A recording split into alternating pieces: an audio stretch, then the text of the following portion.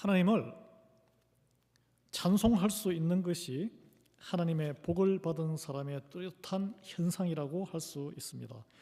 오늘 제가 이제 축복, 하나님의 복의 현상 이제 해가지고 세 번째를 기도하다가 찬송이에요. 찬송.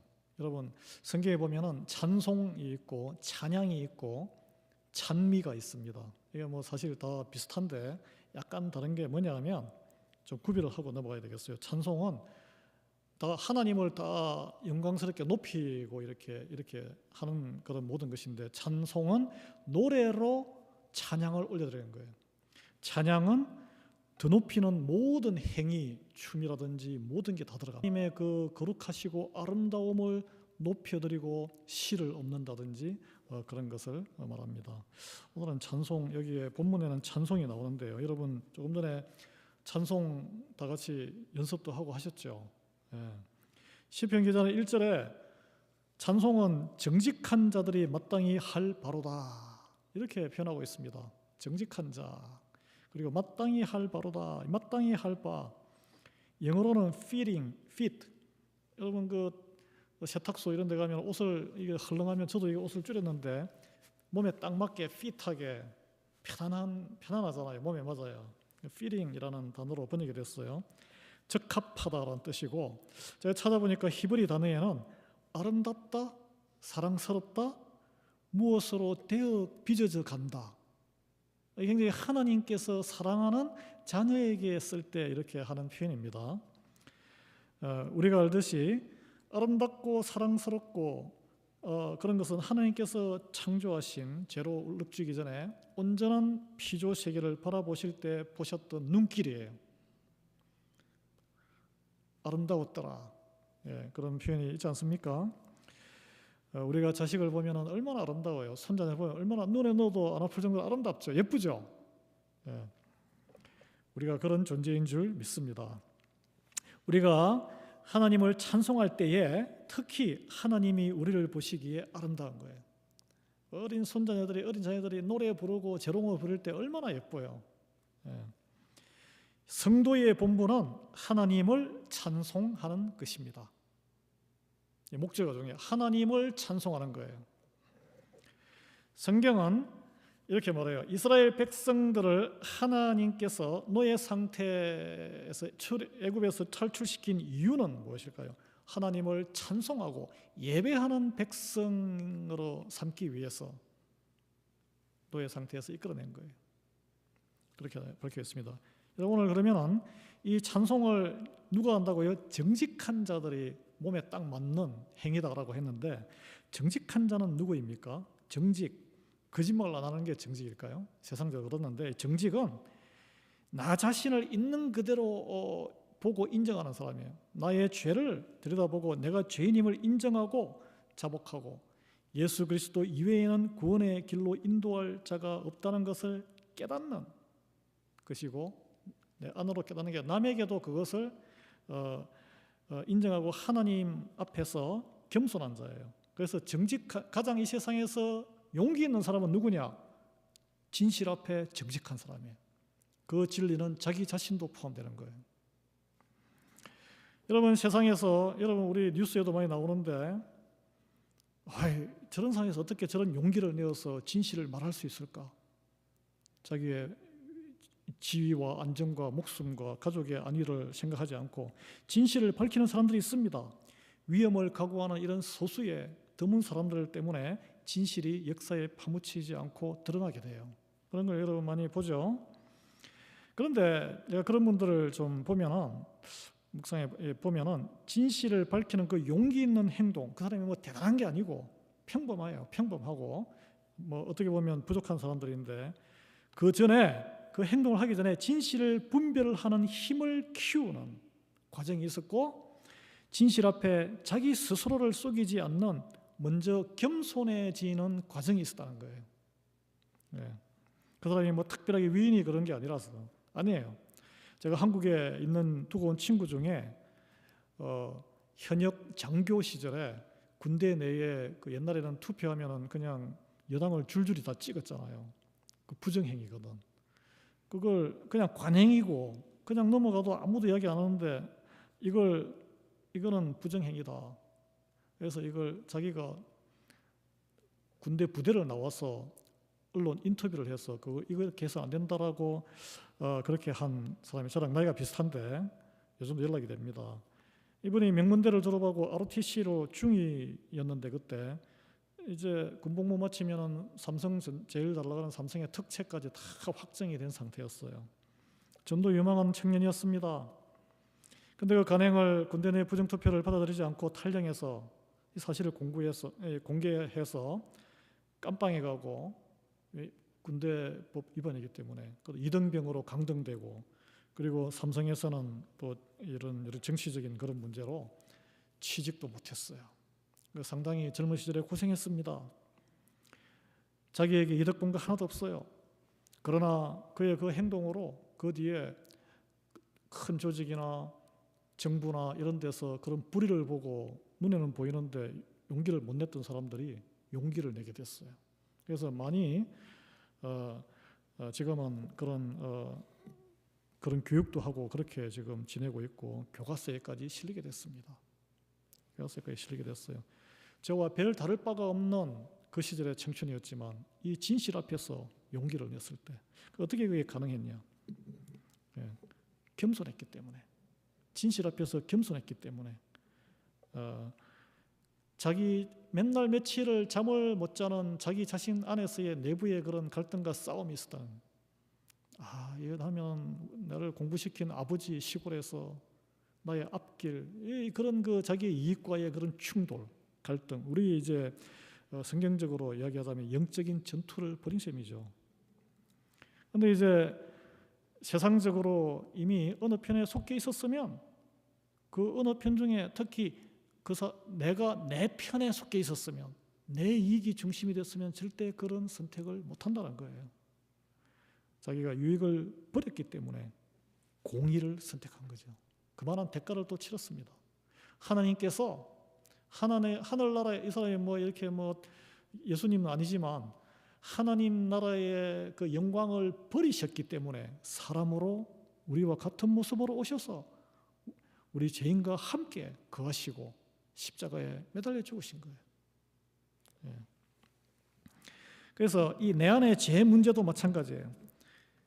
이 정직이란 것이 창피한 것과 내비심과 체면을 이것저것 다 따지고 계산하다 보면은 하나님의 진리를 겸손하게 바라볼 수가 없게 됩니다. 결과적으로 정직하지 못하게 돼요. 하나님 앞에 바로 서는 기회를 버스는 떠나버리게 됩니다. 그때 장교가 한두 명이었겠어요. 60만 대군 중에 중이나 장교가 엄청 많았겠죠. 몇천 명 됐겠죠.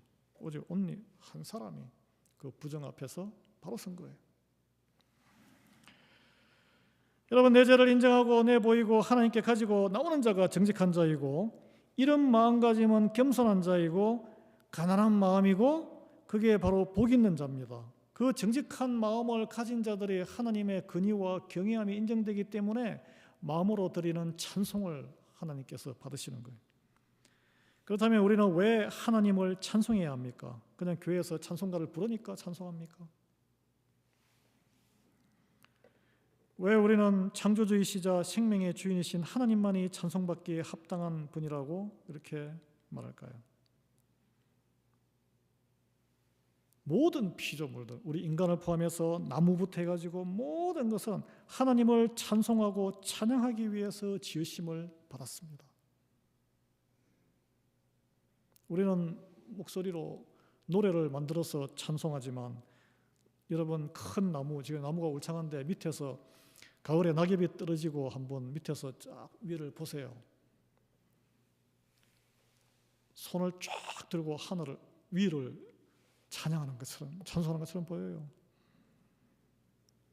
겨울물에 리아이의 이 크릭에 가보세요. 겨울물이 졸졸졸졸졸 바위 틈에 흐르는 하나님을 찬송하는 소리입니다. 그런 걸 느끼십니까? 새들이 아침에 지저귀죠. 요즘 더우니까 창문 좀 열어놓고 자면 아침에 짹짹짹 5시, 5시면 되면 그렇게 막 노래 부릅니다. 하나님 찬송하는 거예요. 세상적으로는 과학적으로 짝을 찾느니 뭐니 그렇게 해석하지만 바람이 불고 바다는 철썩거리며 파도로 하나님을 찬송합니다. 그러나 죄에 물든 인간은 하나님을 아무나 찬송할 수 있는 게 아니에요. 노래도 그렇잖아요. 우리가 마음에 흥이 나고 즐거워야 입가에서 흥얼거리고 마음의 즐거움으로 노래를 부릅니다. 오늘 성경에 마음에 하나님을 기뻐하는 사람만이 찬송할 수 있다고 했습니다. 여호와를 즐거워하라.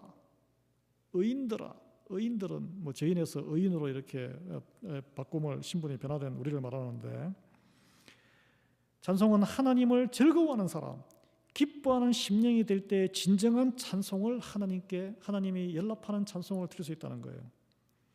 마음은 괴로운데, 마음은 화가 나는데 사랑의 노래를 막 속으로 싫어하는데 사랑의 세레나데를 부른다는 게 이거는 좀 아니잖아요. 마음에 하나님을 기뻐하는 사람은 어떤 상태에서 마음이 기쁨이 옵니까? 하나님을 발견한 사람, 하나님을 아는 사람, 하나님의 부르심에 응답한 사람, 구원의 대열에 오른 사람, 하나님 예수 그리스도로 말미암아 죄인에서 의인으로 칭함의 은혜를 입은 사람, 바로 여러분들이에요. 기쁨은 하나님의 특별한 성도만이 누리는 선물입니다. 그래서 바울이 항상 기뻐하라 그랬어요. 의무이자 권리예요. 이거는 우리의 또 상태이기도 하고, 하나님으로 인해 알 수 없는 이 신령한 기쁨의 심령이 있지 아니하면 하나님을 진정으로 찬송할 수가 없어요. 립싱크는 할 수 있죠. 립싱크 아시죠? 입으로 그냥 노래하는 거. 그러나 누구를 그러면 찬송합니까? 세상에 이런저런 것들, 그 우상들을 찬송하고 몸과 발과 손이 따라가는 삶, 그게 찬양인데 그 찬양하는 삶에서 벗어나지 못하게 된다는 것입니다. 따라서 하나님을 즐거워하고 기뻐하는 심령이 충만해지는 것, 찬송하는 자의 하나님의 복이자 특권이고 권리입니다. 그럼 무엇이 하나님을 즐거워하는 것이고 기뻐하는 것일까요? 무엇을 좋아하고 무엇을 찾고 무엇을 하고 싶어 하느냐, 이게 좋아하고 즐거워하는 거잖아요. 하나님의 풍성에 관심이 많아지고 하나님이 주실 축복에 목마름이 있고 하나님의 나라를 아름답게 바라보고 소망하고 기뻐서 나아가는 것이 하나님을 즐거워하고 기뻐하는 것입니다. 하나님에게 관심이 있는 거예요. 한마디로 이야기하면 다른 어떤 것보다 하나님과 하나님 나라와 말씀에 관심을 갖는 거예요. 여러분, 우리 장로교회의 토대가 되고 있는 것은 여러 지금 교파로 나눠지긴 했지만 조그마한 차이로 딱 그 토대는 웨스트민스터 신앙고백이라고 영국의 종교개혁이 일어났던 그 17세기 1600년대 그 문서인데, 그 요리문답, 여러분 요리문답 공부를 해보셨는지 모르지만 옛날에 교회들은 이 요리문답을 통해서 다 신앙교육을 다 받았습니다.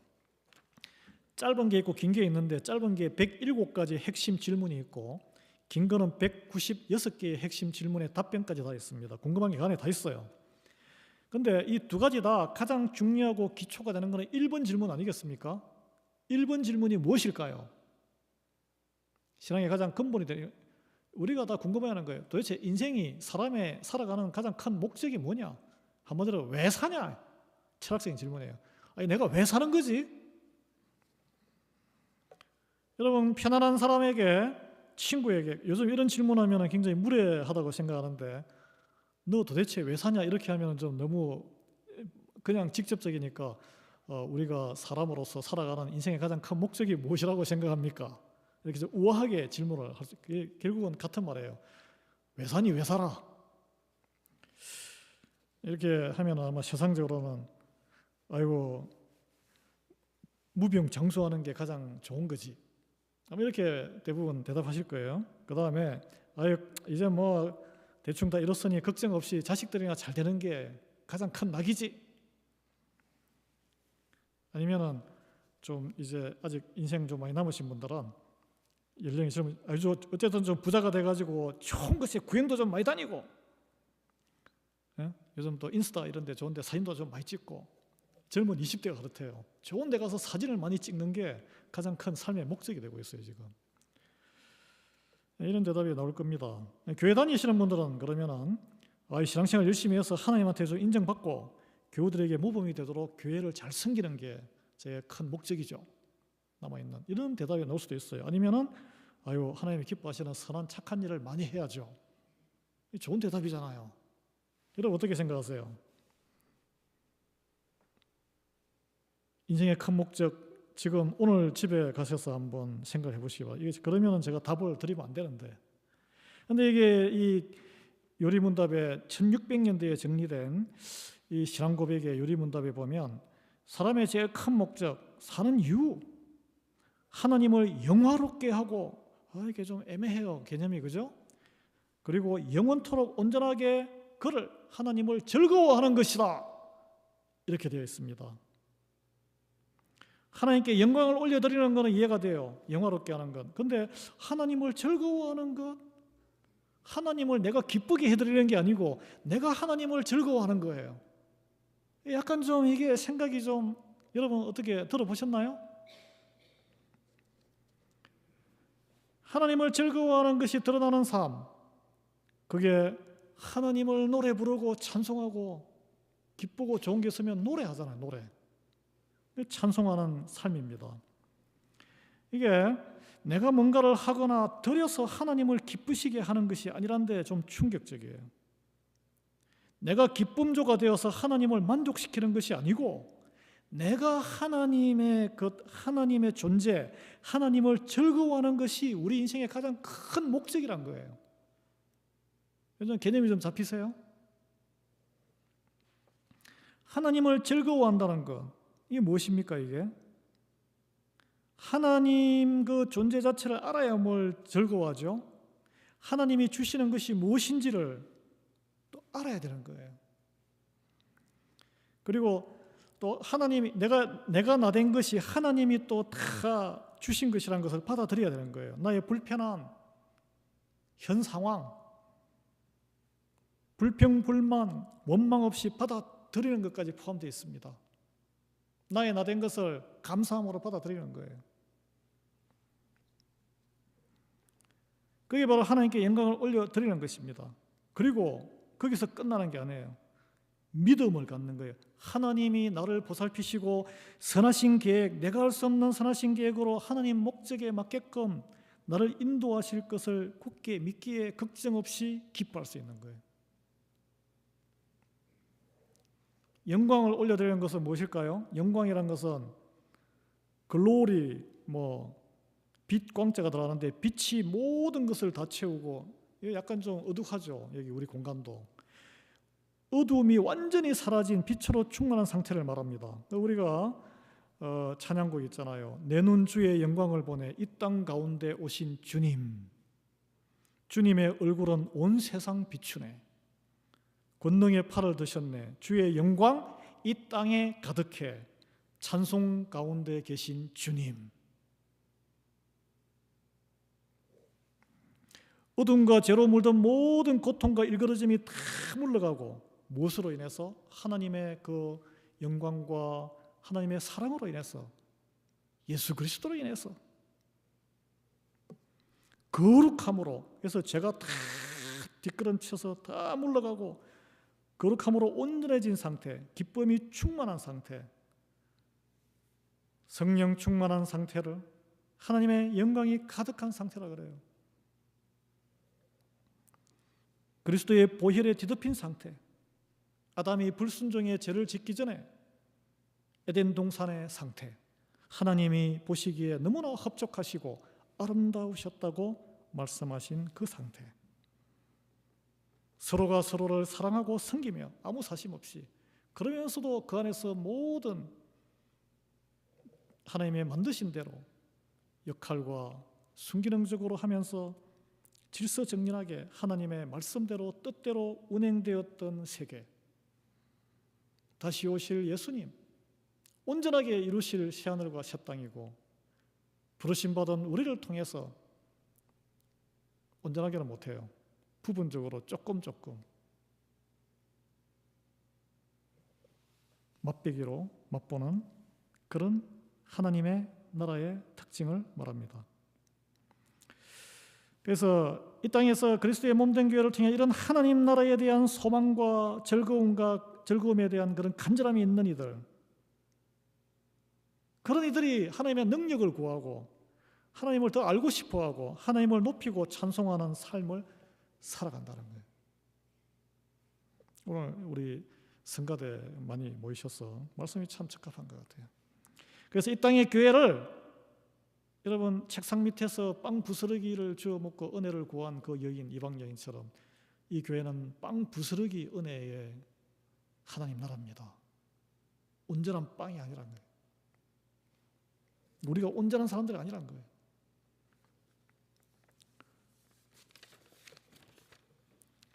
여러분 찬송과 찬양은 이 C.S. 루이스라고 기독교 소설을 많이 쓰신 분이 있는데 이런 시편 묵상에 이런 책에 이런 글을 썼어요. 하나님께 찬송과 찬양은 내 안에 있는 회복된 건강함을 밖으로 드러내는 것이다.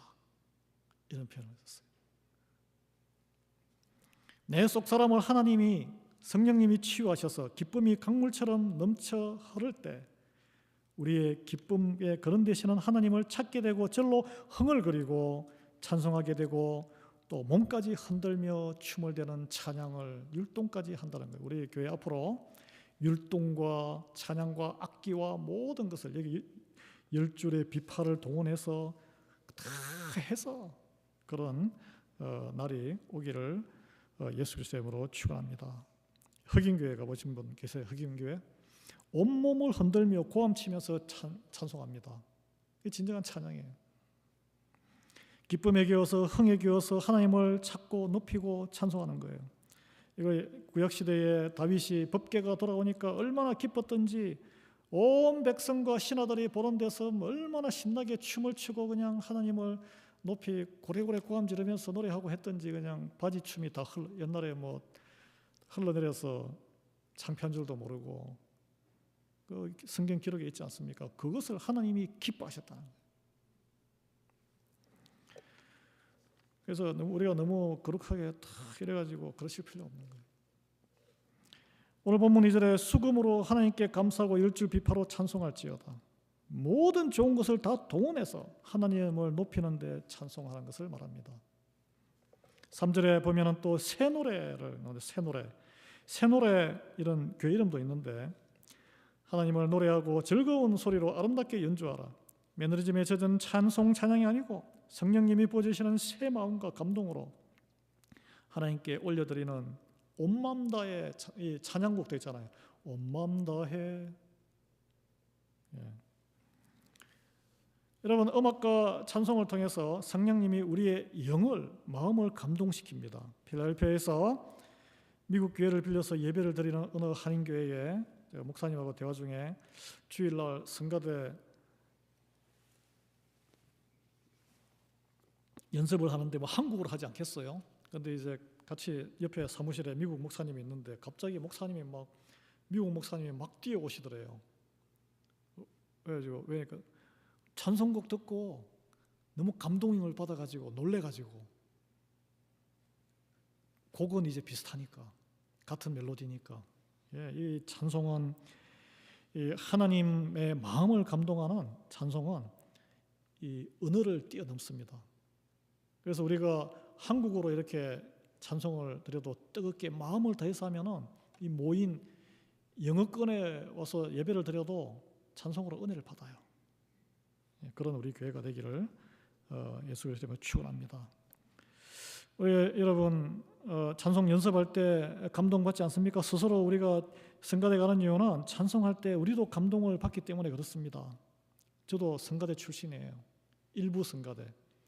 일부 예배가 7시 30분이기 때문에 일부 성가대 가려면 6시 45분까지 가야 됩니다.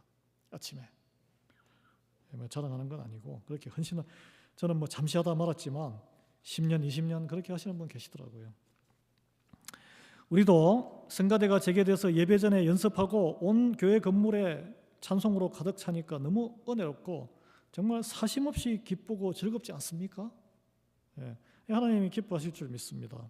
우리 심령이 이렇게 신령함으로 기쁨으로 채워주시는 하나님께 감사드리고 모든 성가대원들께서 하나님의 축복이 심령의 회복의 축복이 가득하기를 예수 그리스도의 이름으로 축원합니다. 예. 또 본문 4절에서 7절에 보면 하나님을 즐거워할 이유를 이제 쭉 읽고, 이 나머지 모든 본문은 이 앞에 1절에 오늘 이 말씀에다 설명이에요. 즐거워할 이유에 대해서 이제 하나님만이 신실하시고 약속을 이행하시는 진실한 분이시고 의롭고 인자하시기 때문이다. 창조주시고 섭리자이기 때문에 이런 걸 인정하기 때문에 찬송을 사실 하는 거예요. 그래서 이 인자하심은 헤세드라는 사랑에 책임지시는, 천대 만대까지 책임지시는 사랑을 말씀하시는데, 이 땅에서 우리의 삶을 돌보시고 책임지시고 영과 육과 혼을 영혼까지 썩어 문드러지고 육신이 사라져도 부활해서 부활체를 입어서까지 이렇게 우리를 살리셔서 영혼까지 인도하시고 책임지시겠다는 사랑을 말씀하지 않습니까? 여러분, 이 세상에 그런 사랑이 어디 있어요? 부부가 그런 책임을 져요? 부모가 그런 책임을 질 수 있어요? 돈이 그런 책임을 집니까? 못 집니다. 예. 그래서 하나님께서 만드신 이 모든 생태계, 교회는 하나님의 헤세드의 사랑, 인자하심이 충만한 곳이 되어야 되는 거예요. 주기만 하는 곳, 주기만 하는 곳. 예.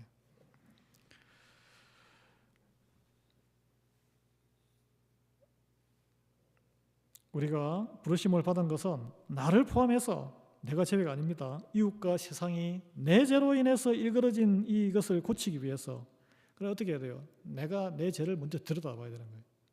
내가 고쳐 나가가는 이 과정을 통해서 다른 사람에게 적용을 함으로써, 우리가 신앙생활을 오래 한 사람은 그만한 부채가 있는 거예요. 부채, 빚. 그런 새로 이렇게 따라오는 사람들에게 그런 시행착오를 나눠줄 수 있는 그런 책임감이 있다는 것을 말합니다. 예. 이 영광스러운 일이에요. 영광스러운 일이에요. 기쁨의 노래를 부르면 그 능력을 하나님께서 다 채워주실 줄 믿습니다. 그래서 우리 심령에 하나님이 주시는 즐거움으로 가득 차고, 우리 입에는, 여러분 입에는 우리 교회 나와서만 찬송하지 마시고 집에서도 요즘 유튜브 좋잖아요. 찬송 들으시고 찬양도 들으시고 가게에 계실 때도 찬양곡 들으시면서 그 입술에 찬송의 노래가 그치지 않는 저와 여러분 되기를 소망합니다. 골프 치실 때도 찬양곡 듣고 틀어놓고 이렇게 치시면 좋겠어요. 예. 갈라디아서 5장 22절에 보면 성령의 열매 가운데 희락이 있다 그랬는데, 이것은 기쁨, 기쁠 희자, 즐거울 낙자, 찬양, 찬송의 마음에 샘솟는 기쁨을 이야기합니다. 야고보서 5장 13절에는 이런 말씀이 있죠. 너희 중에 즐거워하는 자가 있느냐? 저는 찬송할 것이라. 즐거워하면 자랑질하지 말고 하나님을 찬송하라는 거예요. 예. 그리고 그러면은 항상 즐거운 것만 아니잖아요. 난처한 자리고 어려운 자리에, 그럴 때는 소망 중에 우리가 또 하나님을 찾고 찬송해야 될 의무와 또 우리는 권리를 가지고 있습니다. 이사야서 26장 19절은 주의 죽은 자들은 살아나고 그들의 시체들은 일어나리이다. 티끌에 누운 자들아 너희는 깨어 노래하라. 티끌에 누워 있는데 뭐라고요? 아이고 내 신세야, 신세 한탄하지 말고 나는 끝났네 그러지 말고 노래하라. 일어나서 주의 이슬은 빛난 이슬이니 땅이 죽은 자들을 내놓으리로다. 이슬이 햇볕 넣으면 샥 없어지는데, 죽었지만 하나님의 은혜가 찬송을 하면은, 하나님이 기뻐하시면 죽은 자도 살리신다. 예수 그리스도를 부활의 첫 열매로 삼으셔서 우리에게 확증해 주셨어요. 믿으시기 바랍니다. 하나님께 영광을 올려드리고 하나님을 즐거워하고 큰 목소리로 하나님을 찬송할 때 하나님이 기뻐하시는 만큼 또 기뻐하시고 그만큼 또 우리에게 기적도 일어날 줄 믿습니다. 그게 성경에는 기록이 많아요. 사도 바울이 대표적으로 지하 감옥에 쇠사슬 착고를 차고 있을 때 어떻게 했습니까?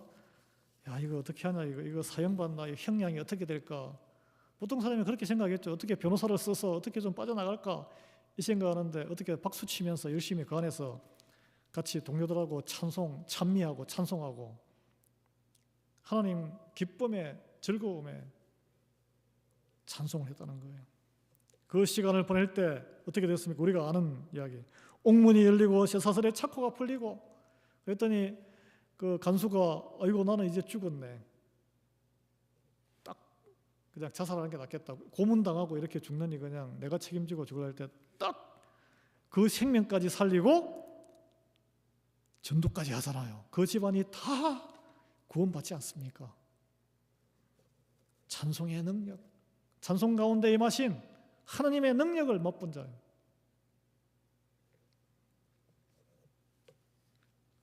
그런 능력 맛보고 싶지 않습니까? 저도 맛보고 싶습니다. 저도 우울하고 힘들고 낙심할 때 목사라고 뭐 항상 성령 충만하겠어요?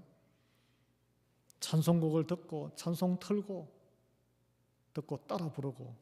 그래서 저는 지난 팬데믹 끝나고 여러분께서 오셔서 이렇게 연습하는 게 너무나 행복해요. 너무나 행복해요. 교회에서 조용히 다니지 마시고 찬송곡 부르시면서 걸어 다니세요. 화장실에서 일 보실 때도 찬송곡 부르셔도 괜찮아요. 할렐루야, 할렐루야.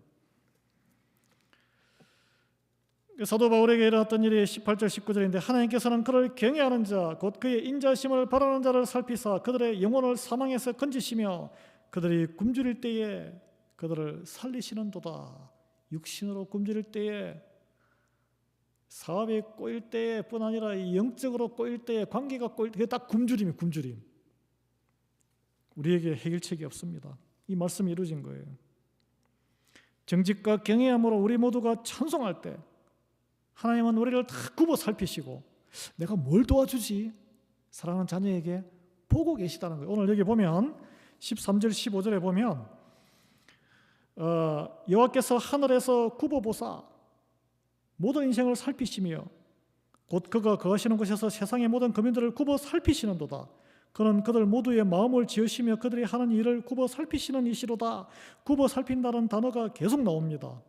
제가 찾아보니까 4개가 나오는데 그 직전에 이런 말씀이 있어요. 여호와를 자기 하나님으로 삼은 나라 곧 하나님의 기업으로 선택된 백성은 복이 있는데 복이 어떻게 나오는 거예요? 이게 하나님이 보고 계시다는 것을 아는 자만이 하나님께 의지할 수 있는 거예요. 근데 이게 제가 굽어 살피다 똑같은 단어가 반복되는데 좀 이상해서 영어 성경을 찾아보니까 이게 4개의 다른 단어예요. 눈으로 그냥 대충 후루룩 보는 CSEE. 그 다음에 두 번째는 look, 탁 쳐다보는 거죠. 사람 얼굴을 탁 쳐다보는 거예요. 그리고 세 번째는 gaze, 뜯어보는 겁니다. 이 얼굴 안에 무슨 뭐 뾰루지가 있나 없나 표정은 어떤가 뜯어보는 거예요. 나머지는 네 번째는 이 굽어 살피는데 discern은 분별하는 거거든. 저 사람의 태도와 기분이 어떤지 안에 생각이 어떤지까지 다 우리가 이제 깊이 친해지면 처음에는 대충 제가 이게 여기서 지금 4년 몇 개월째죠? 4년 8개월째인가요? 5년 만 5년 다 돼가는데 처음에는 뭐 누구 이름도 모르고 그냥 이렇게 보잖아요, 그죠? 그 다음에는 한 분 한 분 또 열심히 신 분 한 분 이렇게 보다가 이름도 외우고 그 다음에는 이제 뭐 자녀라든지 사정도 알고 그 다음에는 이제 더 깊이 사귐의 단계로 들어가는 거예요. 사귐의 단계, 친밀한 교제의 단계. 요즘 영적으로 어떻구나, 믿음의 상태가 어떻구나, 어떤 고민이 있구나, 어디가 어떻게 편찮으시구나. 오늘 같은 날이면 예를 들어서 뭐 이렇게 무더위가 있으면은 이분은 어떻게 힘들고 전화도 한 번씩 해보고. 하나님이 그러시다는 거예요, 우리 인생에. 이런 하나님을 왜 하나님은 그러실까요?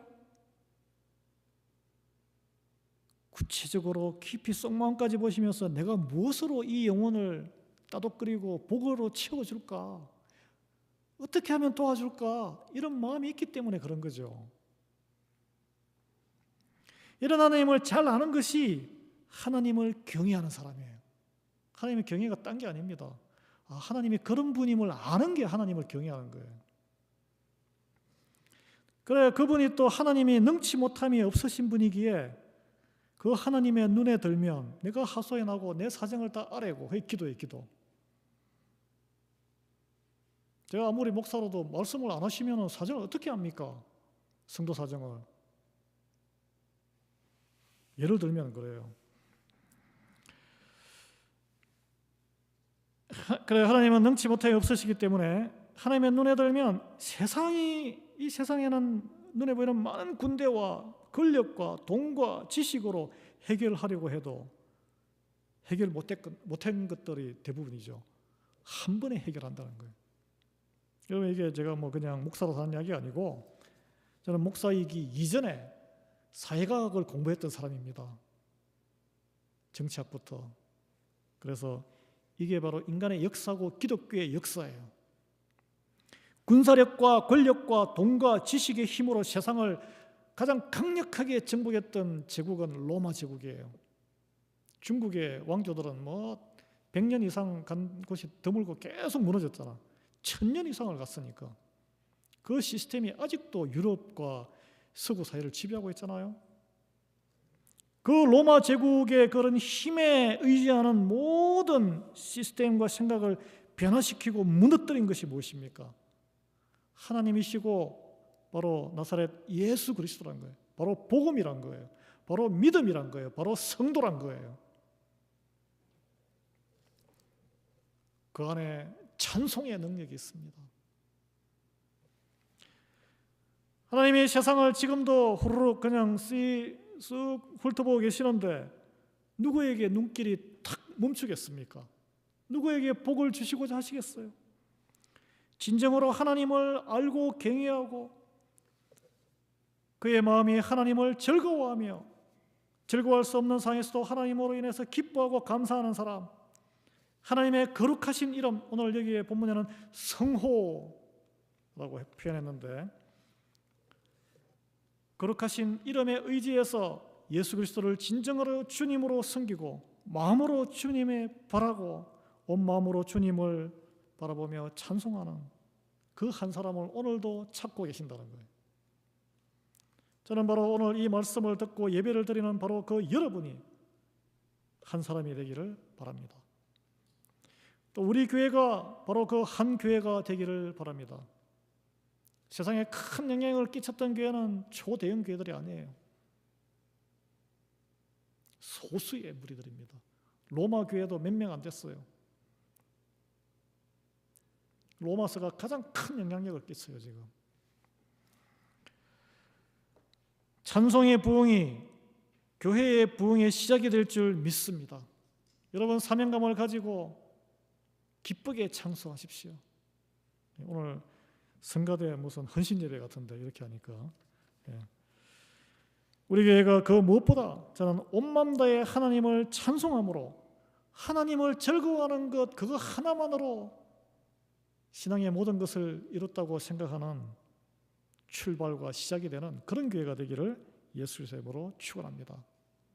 하나님을 진정 즐거워하고 기뻐하는 그런 저와 여러분 되기를 축원하면서 예배를 마치겠습니다. 같이